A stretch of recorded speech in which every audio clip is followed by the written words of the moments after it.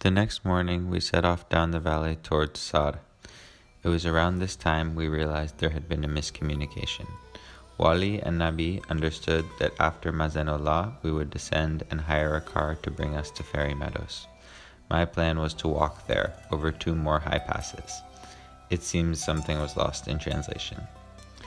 Wali and Nabi kindly agreed to take the route I had in mind, but warned me that they had never traveled there before, so it would be up to all of us to avoid getting lost. We actually made a strong team.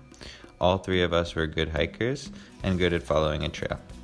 I had a topographical map and experience using it, and Wali and Nabi could speak with locals and get advice on which way to go.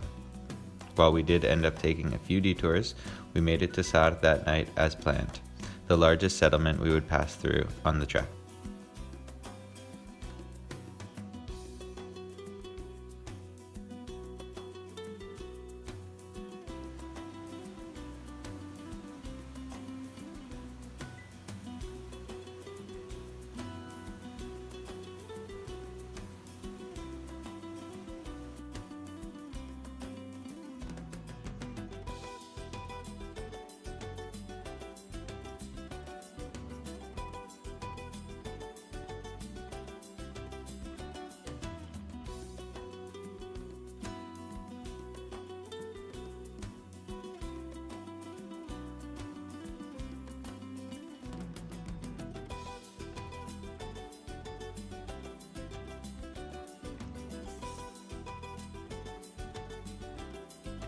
In Diamer Valley, I noticed many young men carrying guns, women hiding to cover their faces as I passed by, and children who were extremely interested in our every move.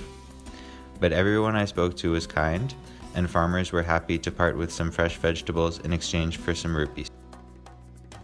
In the morning, we set off for Upper Diamer, an extremely remote and beautiful hamlet perched on the edge of a moraine overlooking a vast glacier and snow-covered peaks.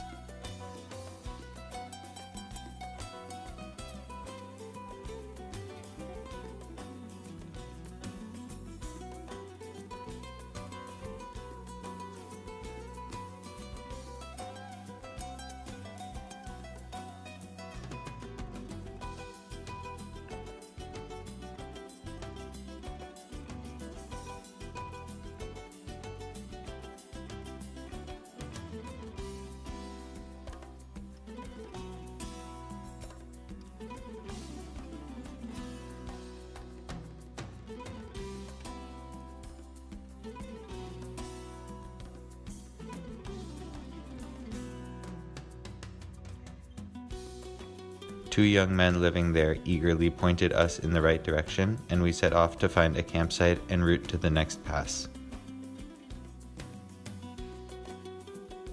We found a picturesque campsite perched on a ridge, but there was no water nearby, and flat ground was hard to find.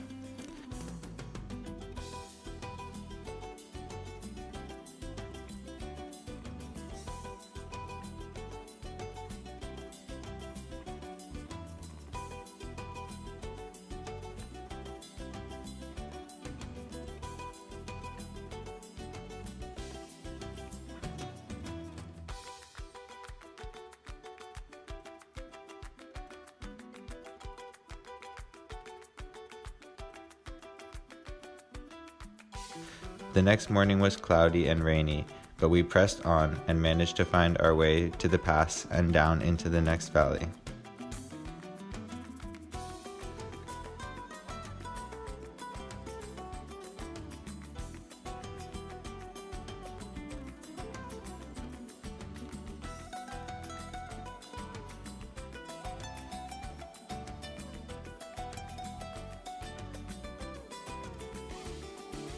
The sun came out during the day, and Nabi showed me some local edible plants as we descended.